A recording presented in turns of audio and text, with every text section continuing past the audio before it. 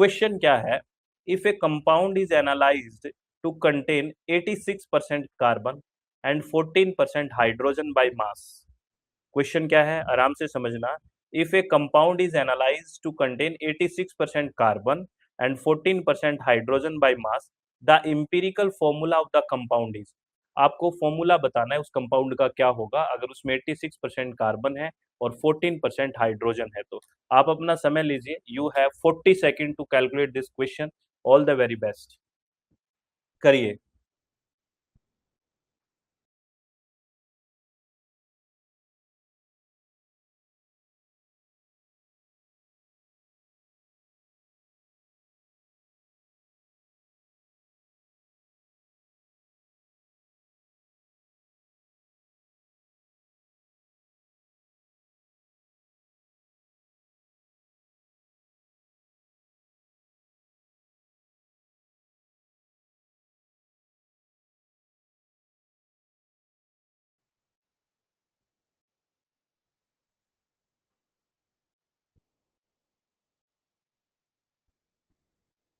आ रहा है क्वेश्चन या नहीं आ रहा, ये बताइए। ये क्वेश्चन आपको आ रहा है कि नहीं आ रहा? यस और नो, पहले ये जवाब दीजिए, नहीं तो फिर क्वेश्चन को कैलकुलेट मैं करता हूँ, मैं सॉल्यूशन करता हूँ। आ रहा है कि नहीं आ रहा? नहीं आ रहा। चलो, इसका वैसे अगर आंसर की बात करें तो इसका आंसर है CH2। ये क्या है? इसका कंपाउंड का नाम अगर बात करें तो ये CH2 है। कैसे है इसको देखना। अब ऐसे क्वेश्चन है, देखो ये बेसिक क्वेश्चन है लेकिन आप आंसर नहीं कर पाए ना। ये इसका आंसर है CH2, और कैसे है क्यों है इसको समझिए। आगे से ऐसा क्वेश्चन आए तो गलत नहीं करना। हमें दिया हुआ है कि कार्बन है 86%, ठीक है, और हाइड्रोजन हमें दे रखा है क्वेश्चन में 14%। तो इसका सॉल्यूशन कैसे है, आपको मैं सॉल्यूशन दिखा देता हूँ इसको और समझा देता हूँ। देखिए, हमने एज्यूम कर लिया कि हमारे पास 100 ग्राम सैंपल है, क्योंकि हमें 86 और 14 दे रखा है, तो हमने एक एज्यूम कर लिया कि मेरे पास टोटल जो बेसिकली सैंपल है वो 100 ग्राम है। और इसमें मेरे को दे रखा है, अगर मैंने देखो क्वेश्चन में क्या है, 86% और 14% है ना। तो हमने मान लिया कि मेरे पास टोटल जो सैंपल है वो 100 ग्राम है, 100 ग्राम है। तो 86% मतलब मेरे पास कार्बन का जो मास दिया हुआ है वो 86 ग्राम हो गया 100 में से, है ना, 86 हो गया। और हाइड्रोजन हो गया 14 ग्राम। ये बात तो सीधा क्वेश्चन में ही दे रखी है, मैंने मेरी तरफ से कुछ नहीं किया, यहाँ तक कोई डाउट नहीं है, ठीक है। उसके बाद आपको पता है अगर हम बात करें कार्बन की, तो कार्बन का एटॉमिक मास कितना होता है, 12 होता है। एटॉमिक नंबर 6 है। एटॉमिक मास की बात करें तो 12 ग्राम पर मोल है। अगर हाइड्रोजन की बात करें तो लगभग 1 ग्राम पर मोल है, ये सबको पता है। अगर एटॉमिक मास की बात करते हैं, आप यस नो बोलेंगे तभी मैं आगे बढ़ पाऊंगा, नहीं तो मुझे लगेगा कि आप ऐसे ही बस सुन रहे हैं, है ना। ये समझ में आ रहा है क्या आ रहा है? हाँ, चलो वेरी गुड। अब अगर मोल्स निकालने हो हमारे को, तो मोल निकालने के लिए हमें क्या करना होता है? भी किसी चीज के मोल निकालते हैं तो कितना, तो बेसिकली हमारे पास वो है ग्राम कितना है, यानी कि कितना वजन दिया हुआ है। और उसका बेसिकली जो हमारे को एटॉमिक मास है, अगर उसको हम डिवाइड कर देंगे तो हमारे पास नंबर ऑफ मोल आ जाएंगे। ये एक बेसिक से हम छोटी क्लास में भी पढ़ते हैं, अगर मोल्स निकालने हैं तो जितनी हमारे पास क्वांटिटी दी गई है, जितना हमें मास दिया हुआ है ना, उसको हम किससे डिवाइड करेंगे? जो उसका बेसिकली एटॉमिक मास है उससे डिवाइड करेंगे। तो देखिए क्या है, अगर हमारा मास दिया गया हुआ है कार्बन का, क्वेश्चन में हमने माना 86 ग्राम, और हमें पता है इसका एटॉमिक मास 12 है, तो मोल कितने आ गया? 7.17 मोल आ गया इसको, अगर हम डिवाइड करते हैं तो 86 को 12 से, ये यानी कि मेरे पास 7.17 मोल है। अगर मोल ऑफ हाइड्रोजन की बात करें तो हमें पता है 14 ग्राम दे रखा है, और हमें ये पता है कि इसका एटॉमिक मास है वो 1 होता है, तो ये 14 मोल आ गया, ठीक है। अब अगर डिवाइड कर दे बोथ मोल्स को, है ना, दोनों मोल को डिवाइड करेंगे तो रेशियो क्या आ जाएगा? 7/14 है एक तरह से ना, अगर रेशियो की बात करें तो 7/14 है, यानी कि 1/2। तो यहाँ पे ऊपर क्या था? कार्बन, यानी कि कार्बन 1 है, हाइड्रोजन 2 है, CH2 बन गया ना। अरे बोलो, CH2 ये आंसर था, समझ में आया कैसे बना, या कोई डाउट है? बताइए भाई, ये आपको क्वेश्चन समझ में आ गया कि किस तरह से बना है ये, किस तरह से मोल लेना है, किस तरह से है, ये सारी चीज समझ में आ गई? यस और नो?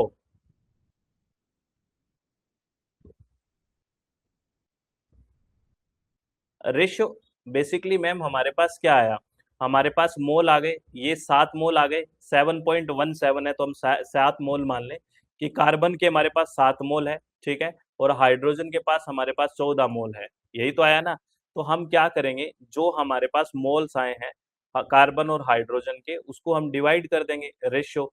तो कार्बन का मोल हमारे पास कितना है ना, 7 है कार्बन का, और हाइड्रोजन का कितना है हमारे पास, ठीक है, 14 है। तो 7 एकम 7, 7 दूनी 14। ये ऊपर किसके लिए लिया था, कार्बन, यानी कि कार्बन का 1 मोल है, हाइड्रोजन के 2 मोल है, CH2 बन गया। बताओ आ गई बात समझ में।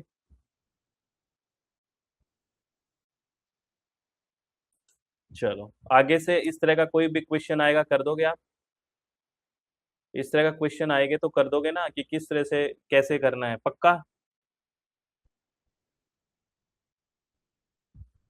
हम्म। चलो वेरी गुड। अब ये क्वेश्चन देखिए, क्वेश्चन है which of the following components of electromagnetic radiation reach earth as a part of solar radiation. Question को पढ़ना, क्वेश्चन है which of the following components of electromagnetic radiation reach earth as a part of solar radiation. कौन सी अर्थ पे reach करती है as a solar radiation, ये आपको बताना है। वेरी गुड, इसका राइट ऑप्शन क्या होगा, second, that will be C, D और ई, ये पहुंचती है। अल्ट्रावायलेट रेडिएशन, यूवी रे जिसको हम बात करते हैं ना कि यूवी ए बी सी 3 तरह की बात करते हैं, तो कौन सी पहुंचती है, ये बात होती है विजिबल पहुंचती है। और इंफ्रारेड रेडिएशन तो हम बात पूरी करते ही हैं कि जब ग्लोबल वार्मिंग वगैरह की बात करते हैं, है ना। तो सी, डी और E will be the right option. अच्छा क्वेश्चन, बेसिक है लेकिन अच्छा क्वेश्चन है, ये ध्यान रखना है। और क्वेश्चन देखो, सारे बच्चे आंसर करेंगे ना तब बात बनेगी, इंटरैक्टिव बनाओ, नहीं तो ऐसे ना बहुत बच्चे बैठे रहते हैं, बस ऐसे ही बैठे रहते हैं, सुनते रहते हैं, कोई पार्टीशन नहीं लेते हैं, कोई एक्टिवली पार्टिसिपेट करता ही नहीं है, ये गलत है। देखो, इसको थोड़ा एक्सप्लेन भी कर देता हूँ, वैसे ऑप्शन से आराम से हो रहा है question. Option, gamma rays and X ray, these are high energy radiation that are largely absorb by the earth atmosphere before reaching the surface. अगर बात करें गामा रेज और एक्स रे है, वो हाई एनर्जी रेडिएशन है और largely absorb हो जाती है अर्थ एटमोस्फेयर के, कि वो अर्थ पे रीच करे उससे पहले ही।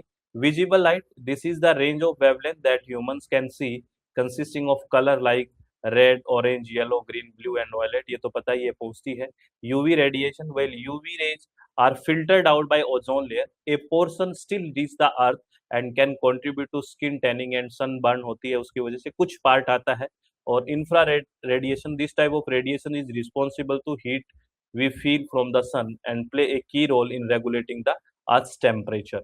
तो इसमें विजिबल, यूवी और इंफ्रारेड, ये तीनों ऑप्शन हमने चूज किए थे, ठीक है। चलो, अब ये सस्टेनेबल डेवलपमेंट गोल से क्वेश्चन है, हमने बात की कि इससे क्वेश्चन आते हैं।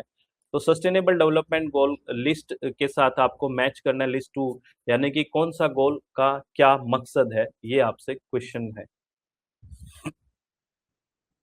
यानी कि क्या किस लिए कौन सा गोल है। मैंने कहा ना कि 17 गोल को आपको सीक्वेंस में याद करना है, तो बताइए भी।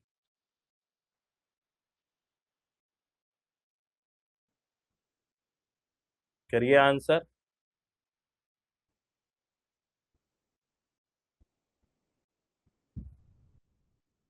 अभी तक कोई आंसर नहीं आया, ये बहुत इजी क्वेश्चन है भाई, ये याद ही करना था। राइट ऑप्शन कौन सा है इसका, फर्स्ट है, गलत बात है। सस्टेनेबल डेवलपमेंट गोल 7 है अफोर्डेबल एनर्जी, मैं बोलता हूँ आप या काम वो करते नहीं है साथ साथ, ये बहुत गलत बात है भाई। Sustainable development goal 6 clean water and sanitation. Sustainable development goal 3 improve health and care. Sustainable goal 5 that will be the gender equality, है ना। Right option will be the first. ये आपको 17 के 17 सीक्वेंस में याद होने चाहिए, ये बात मैंने की थी कि सस्टेनेबल डेवलपमेंट गोल कौन सा गोल है, इनको सीक्वेंस में याद होना चाहिए। पर आप याद करते नहीं है, बस मेरी बात सुन लेते हैं पर अमल नहीं करते उस पर। ये क्वेश्चन मैंने पहले भी पूछा है, देखता हूँ आपको कंसेप्ट याद है क्या। क्वेश्चन है temperature of large water body vary more slowly than that of the land of comparable size. Specific heat of water is high, about 5 times of soil. क्या आंसर होगा इस क्वेश्चन का?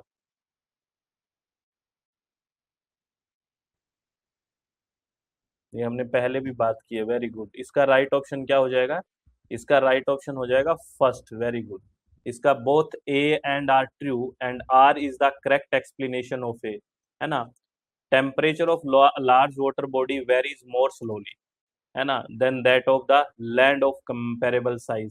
अगर आपने देखा होगा, अगर राजस्थान की बात करते हैं तो राजस्थान में आपने देखा होगा कि जो दिन होते हैं ना, डेज होते हैं राजस्थान में, वो बहुत गर्म होते हैं, बहुत गर्म होते हैं, और नाइट होती है वो बहुत ठंडी होती है कंपैरेटिवली।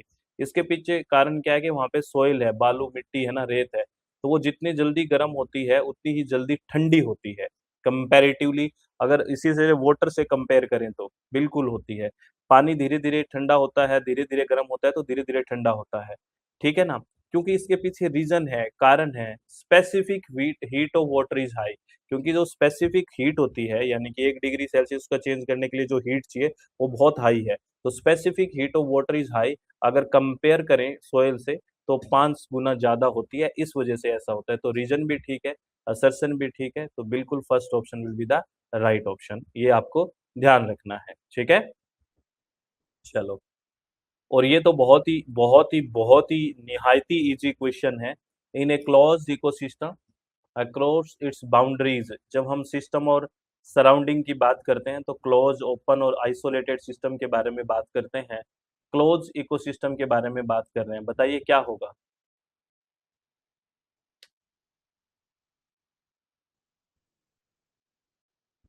बताइए। ये क्वेश्चन नहीं पता आपको, क्लोज्ड इकोसिस्टम वाला? मेरी आवाज आ रही है? मेरी आवाज आ रही है क्या? पहले इसका जवाब दो, यस और no. Very good, very good. Energy इसमें ट्रांसफर हो सकती है लेकिन मास ट्रांसफर नहीं हो सकता, बिल्कुल, है ना, यही आएगा। Energy can transfer but mass can can't be transfer, बिल्कुल आएगा। जैसे हम बात करते हैं ना, ओपन सिस्टम की बात करते हैं, तो ओपन सिस्टम सराउंडिंग से, है ना, एनर्जी का भी ट्रांसफर होता है और उसका मास का भी ट्रांसफर होता है, अगर ओपन सिस्टम की बात आ रही है तो। क्लोज में सिर्फ और सिर्फ क्या होता है, जो क्लोज सिस्टम है उसमें एनर्जी का तो ट्रांसफर होता है, मास का ट्रांसफर नहीं होता। और अगर हम आइसोलेटेड की बात करें, आइसोलेटेड सिस्टम की बात करें, तो ना तो एनर्जी का ट्रांसफर होता है और ना ही मास का ट्रांसफर होता है। ये तीनों बातें हम करते हैं, और बहुत इंपॉर्टेंट और बेसिक क्वेश्चन है, और ये क्लोज से ही आता है ज्यादातर, ठीक है, क्योंकि कहीं आपको कंफ्यूज कर दे, आप कहीं गलती से ये ना कर दो कि मास का हो ना, इसीलिए। चलो, ये क्वेश्चन भी मैंने स्टेटमेंट का ना, अच्छा क्वेश्चन है, मैंने पहले भी पूछा है। ये क्वेश्चन देखता हूँ आपको कंसेप्ट याद है क्या, 2 स्टेटमेंट है, पहले भी क्वेश्चन पूछा है ये, बताइए।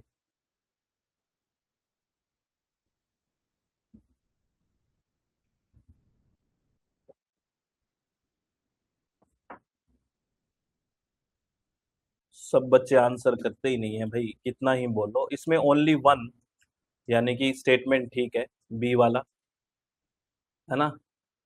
क्योंकि objects at a higher temperature emits higher amount of electromagnetic radiation, ये बिल्कुल ठीक बात है कि ऑब्जेक्ट जितना हाई टेम्परेचर होगा उतना ही high amount of electromagnetic radiation उससे निकलेगी, क्योंकि टेम्परेचर हाई है तो रेडिएशन निकलेगी। लेकिन सेकंड स्टेटमेंट कह रहा है objects with high temperature reach their maximum emissive intensity at longer wavelength, longer नहीं, जहां आपको पता है वेवलेंथ और टेम्परेचर की बात करते हैं तो इनवर्स रिलेशनशिप है। अगर हायर टेम्परेचर होगा तो जो वेवलेंथ होगा वो शॉर्ट होगा, है ना, लॉन्गर नहीं होगा, क्योंकि इनवर्स रिलेशनशिप है। विंड्स के बारे में भी बात करते हैं हम, तो ये स्टेटमेंट गलत हो गया। अगर टेम्परेचर हाई होता है तो शॉर्टर वेवलेंथ होना चाहिए, ये कह रहा है लॉन्गर वेवलेंथ, तो इसलिए ये गलत हो गया। तो ओनली स्टेटमेंट फर्स्ट है वो राइट है, ये ध्यान रखना, ठीक है। ये आपको ध्यान, ये मैंने पहले भी पूछा है क्वेश्चन, ध्यान रखा करो। चलो, मैं यहाँ थोड़ा सा स्टीफन बोल्ट्जमैन के बारे में भी बात कर रहा हूँ, ठीक है। देखिए, the amount of radiation emitted at each wavelength depends only the object's temperature and not on any other property of the object such as its chemical composition, ये भी स्टेटमेंट पूछा जा सकता है, तो वहां ये आपको सही लगना चाहिए। क्या कह रहा है देखिए, the amount of radiation emitted at each wavelength depends only on the object's temperature and not on any other property of the object. कोई अगर ऑब्जेक्ट से रेडिएशन निकल रही है ना, तो जो वेवलेंथ निकल रही है वो सिर्फ टेम्परेचर पे डिपेंड करता है, उस ऑब्जेक्ट का टेम्परेचर कितना है, और किसी चीज पे नहीं डिपेंड करेगा कि उसका केमिकल कंपोजिशन वगैरह क्या है। लेकिन ये वहां पे आपको लगेगा यार हो सकता है ऐसा हो, ऐसा नहीं है, ध्यान रखना। ठीक है। The Stefan Boltzmann law says that the power of emitted radiation is proportional to the fourth power of the temperature. ये स्टीफन बोल्ट्जमैन का स्टेटमेंट याद रखना। ये कह रहा है कि Stefan Boltzmann law state says that power of emitted radiation, जो इमिटेड रेडिएशन का पावर है, ये प्रोपोर्शनल है किसके, to the fourth power of temperature. देखिए पावर ऑफ रेडिएशन, जो पावर ऑफ इमिटेड रेडिएशन है, ये किसके प्रोपोर्शनल है, fourth power of the temperature. Temperature थोड़ा सा भी बढ़ा ना तो कितना इफेक्ट कर रहा है, देखिए, है ना। Hotters object emit more radiation than colder object, overall wavelength, thus the first statement is correct. ठीक है। और second, consider the second statement, Wien's law states that wavelength of peak emission is inversely proportional to the temperature of emitting objects। wavelength की बात आ रही है, यहाँ power की नहीं है, wavelength की बात आ रही है। तो hotter object shorter wavelength, है ना, ये याद रखना। चलो नेक्स्ट, एक्सपोजर कंसंट्रेशन। ये वैसे पोल्यूशन में पढ़ते हैं हम, जैसे एक्सपोजर होता है ना पोल्यूटेंट्स का, लेकिन ये फंडामेंटल बात है इसलिए यहाँ पूछ लिया। एक्सपोजर कंसंट्रेशन इज, क्या है एक्सपोजर कंसंट्रेशन,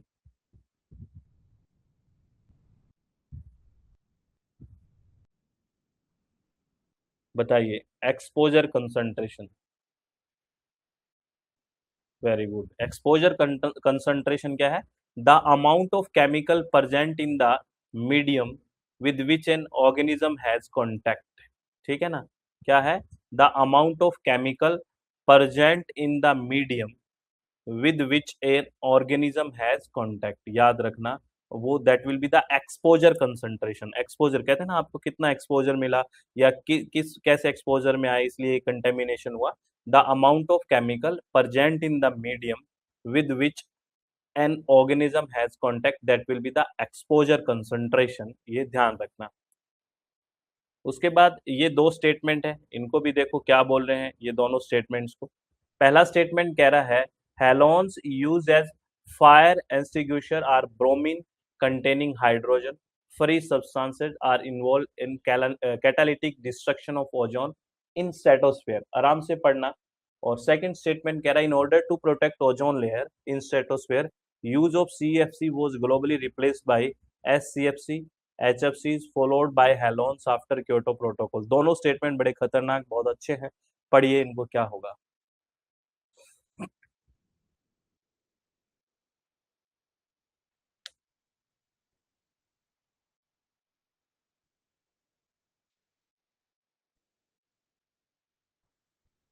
नहीं नहीं, इसमें क्या है, पहला स्टेटमेंट तो ठीक है लेकिन सेकंड स्टेटमेंट कैसे ठीक लगा, ये क्योटो प्रोटोकॉल में थोड़ी हुआ है ना। ऐसी बातें, ओजोन वोजोन की बातें क्योटो प्रोटोकॉल में थोड़ी हुई है। क्योटो प्रोटोकॉल में तो green house gases, global warming की बातें हैं, है ना। वो तो मॉन्ट्रियल में हुई है, यही गलती हो गई ना। तो बस इसमें पहला स्टेटमेंट तो दिख ही रहा है कि halons used as fire extinguishers are bromine containing hydrogen free substance and are involved in catalytic destruction of ozone in stratosphere। ये तो चीज आपको समझ में आ गई, लेकिन यहाँ फंस गए ना, क्योटो प्रोटोकॉल नहीं होगा ये, है ना। ये बात मॉन्ट्रियल प्रोटोकॉल में की गई है, इसलिए ये स्टेटमेंट गलत हो गया, पहला ठीक है। यही सिली मिस्टेक्स होती हैं जो हम कर देते हैं क्वेश्चन में। आपको थोड़ा एक्सप्लेन कर देता हूँ question. Halons are use primarily as fire extinguishing agent both in built-in system and in portable fire extinguisher, है ना। There have been some reported use as treasure for studies of circulation both in atmosphere and in buildings। All halogens contain bromine, which is 40 to 100 times more effective at destroying ozone than chlorine। ये बात याद रखना। All halogens containing bromine which is 40 to 100 times more effective at destroying ozone than chlorine। Chlorine से ज्यादा destructive है bromine, याद रखना। ये क्योंकि हम ज़्यादातर क्लोरीन क्लोरीन नाम सुनते रहते हैं कि हाइड्रोक्लोरोकार्बन ऐसे CFC से क्लोरीन हमारे ज़्यादा रहता है, लेकिन जो बेसिकली ब्रोमीन है वो बहुत ही ज़्यादा इफेक्टिवली डिस्ट्रॉइंग है ओजोन को। Synergetic interaction between bromine derived mainly from the halogens and methyl bromide and chlorine in stratosphere responsible for 30 to 40% of the Antarctic ozone hole. The most commonly used halon are halon 1211, यानी कि इसमें ये formula है इसका halon 1301, this is the formula of this, and halon 2402, this is the formula of this. ठीक है, ये most commonly used halons है। और एक जो सेकंड स्टेटमेंट गलत था वो क्यों था? द मॉन्ट्रियल प्रोटोकॉल आएगा वहां पे, ठीक है ना, was propose in 1987 to prohibit the use of production and import of ozone depleting substance and to reduce their concentration in atmosphere, protect the earth's ozone layer। ये ध्यान रखना है, प्लीज ध्यान रखा करो, ये छोटी छोटी बातें होती है, यहीं से मिस्टेक होती है। अब ये क्वेश्चन भी एक बार मैंने पहले किया है। मैं वैसे क्वेश्चन लेके आया हूँ थोड़ा जो आपको बहुत कंफ्यूज करते हैं, बहुत बेसिक होते हैं। पेरीहिलियन, एपीहिलियन, एल्बेडो, आइसोथर्म्स, इसको मैच करिए। इजी क्वेश्चन है, मैच करिए।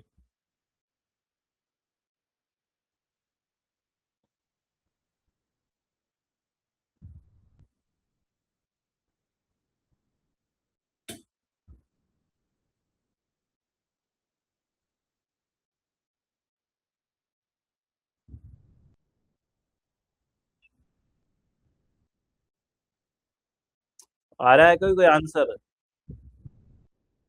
नहीं नहीं, इसका राइट ऑप्शन होगा third, third will be the right option. गलत बात। देखो, पेरीहिलियन क्या होगा? Basically earth little farther, sorry, earth comes closer to the sun, that will be the perihelion। perihelion याद रखना, अर्थ comes closer to the sun, ए का two हो गया। Aphelion, that will be the that will be the earth little farther from the sun, है ना। और albedo तो आपको पता ही है, रिफ्लेक्शन कोएफिशिएंट होता है। और आइसोथर्म भी आपको पता है ना, हॉरिजॉन्टल डिस्ट्रीब्यूशन ऑफ टेम्परेचर होता है, सेम टेम्परेचर आइसोथर्मल। सी का 1 और डी का 4। तो ये आपने यही मिला लिए होंगे दोनों, है ना, इसलिए वो कर दिया ऑप्शन, बाकी आपने नहीं मिलाए होंगे, यहीं पे मार खा गए, है ना।